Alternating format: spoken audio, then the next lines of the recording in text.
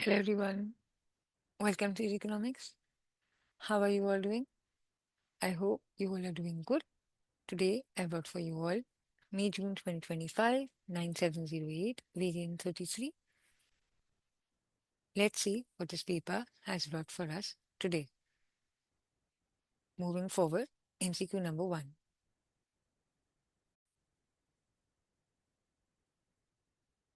MCQ number 1. MCQ number 1 says, what is the equimarginal principle? Now we know the equimarginal principle says that consumer would maximize their total satisfaction by allocating their income in such a way that the marginal utility that they derive from the last dollar being spent is equal. So this means that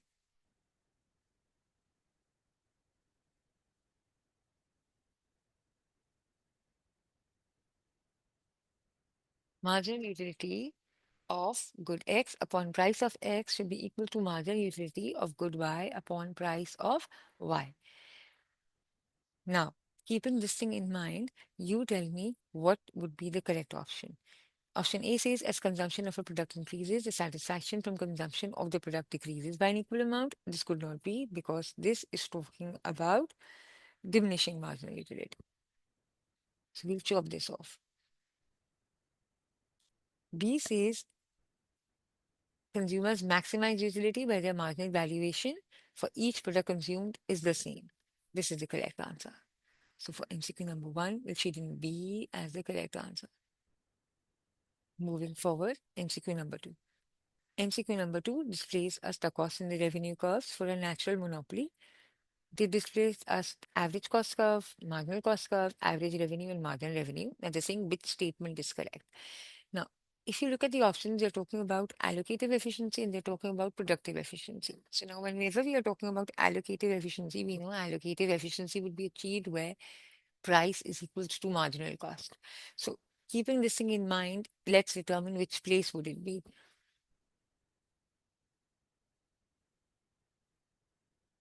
It's here where price is equal to marginal cost. Now, if you notice at this point, allocative efficiency is achieved, but what about productive efficiency? Productive efficiency is where the average cost is minimum.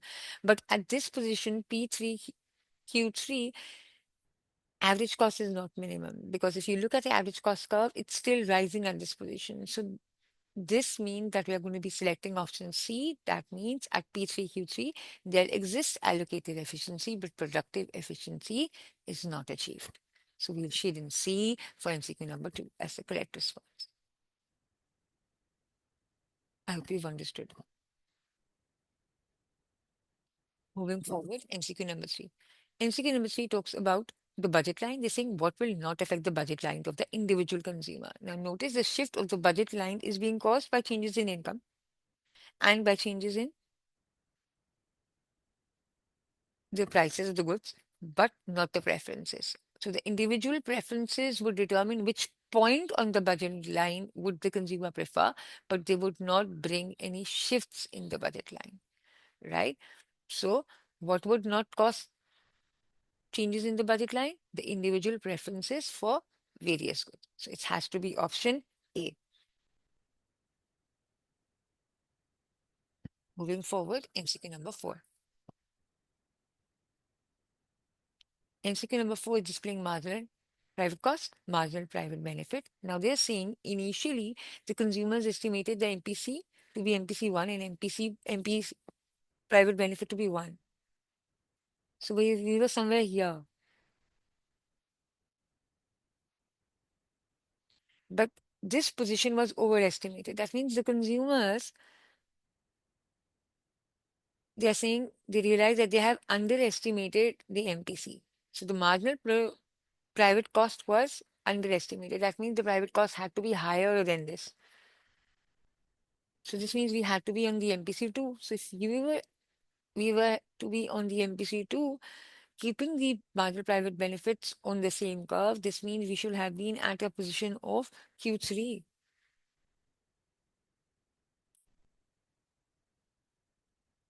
So this vertical distance that I have just highlighted is what? That's the overconsumption.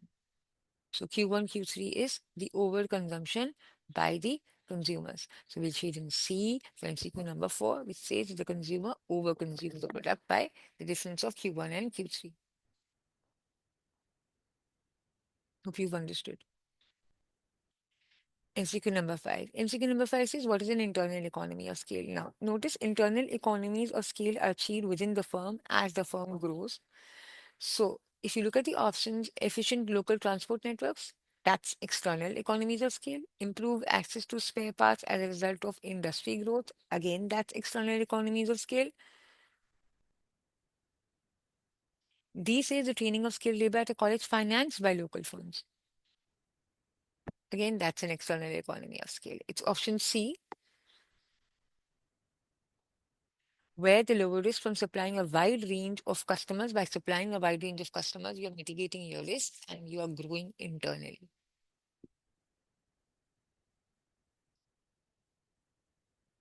So for MCQ number 5, we'll shade in C as the correct answer. Moving forward, MCQ number 6. MCQ number 6 is, which output would only produce a normal profit? A normal profit is a situation where the average revenue meets the average cost. Now determine that position. It's at output level D, where the average revenue meets the average cost curve. So it's output D, where MR is equals to MC at output level A. That's the position of maximum profit maximization, right? So we'll shade in D because we are only talking about normal profit. So normal profit is here. So for MCQ number 6, we'll shade in D. Moving forward, MCQ number 7. MCQ number 7 says, which combination of statements about small firms and large firms is most likely to be correct? Now they displayed us two parts in a table, small firms and large firms. Now they're saying, you tell me which statement has to be correct for both of them. Small firms are more common in manufacturing than in services. No, it's large firms that are more common. So we'll chop in A. B says small firms are more numerous than large firms, and large firms do not experience diseconomies of scale. No, large firms also experience diseconomies of scale. C says small firms can do well when each item is produced different, and large firms may arise from internal growth or mergers. That's correct. That means large firms can grow either by acquiring or either by growing internally. And small firms work best when they are differentiating or they are working in niche markets, right? So for 7, we'll shade in C as the correct answer. Moving forward, MCQ number 8. MCQ number 8 says X is a popular product. It's creating a negative externality and the government wants to curtail its consumption. Now, how would a government be able to do that? Which policy should it adopt? A subsidy or a tax? Obviously, a tax because you want to reduce it. So, there and then you can chop A and B. What about price elasticity of demand? Now, in order for the tax to work in for the government, the price elasticity of demand has to be greater than 1. It has to be elastic.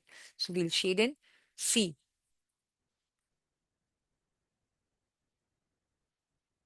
as the correct answer. Moving forward, MCQ 9. MCQ 9 says the government introduced tradable pollution permits to reduce pollution. What is an advantage of this scheme? So now, if the government allows tradable pollution permits, this means firms who are able to reduce their pollution beyond the permissible level, they can sell their permits, the unused permits. So this would be an advantage to the firms, right? So what would it be? In this case, it allows consumers to determine the optimum level of pollution. No, that's incorrect. B says it can provide rewards for firms that reduce pollution.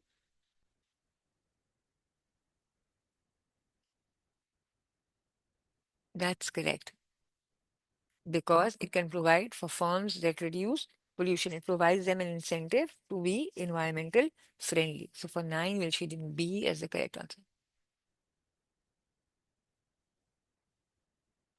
Moving forward, MCQ number 10.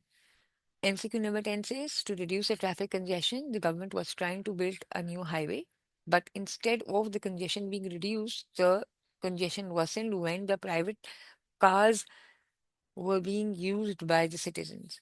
So now just saying what can be concluded about the government failure in this case. So now if you read the options, it says it occurred because the government's opportunity costs were not considered. No. It says it occurred because the wishes of the majority of the citizens were ignored. No. It says it occurred because the result was unintended. Yes, that's correct because the government wanted to reduce the congestion, but unintentionally what happened was that the congestion worsened. Right? So for 10, we'll shade in C as the correct answer.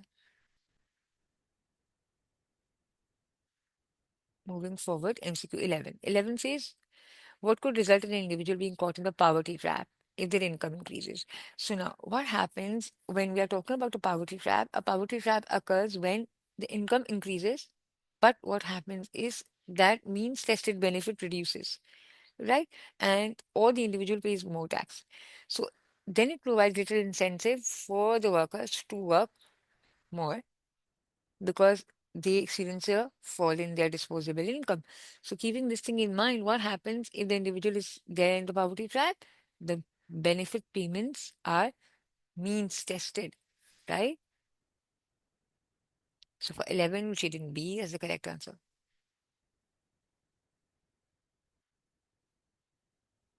MCQ 12. 12 is talking about the minimum wage. In order to be effective, it has to be placed above the equilibrium. That's exactly the situation over here. Now, the saying, what do the distances x, y, and y, z represent? Now, notice the equilibrium position was below the minimum wage rate prior to the enforcement of the minimum wage. This means that the wage rate was considerably lower.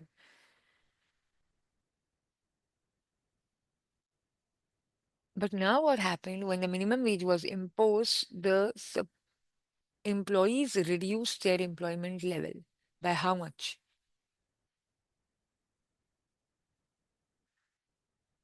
Now, this is the supply and this is the demand. So XY is the amount of workers that they have laid off. And YZ is the amount of new entrants who wish to join the labor force because now they have an incentive to earn higher. So YZ is the amount of new entrants and XY is the amount of people laid off. Why? Because the employees have now to pay higher wages. So looking at the options, it's C. It's B. Existing workers are made redundant and unemployed new entrants is YZ. So for 12, we'll shade in B as the correct answer.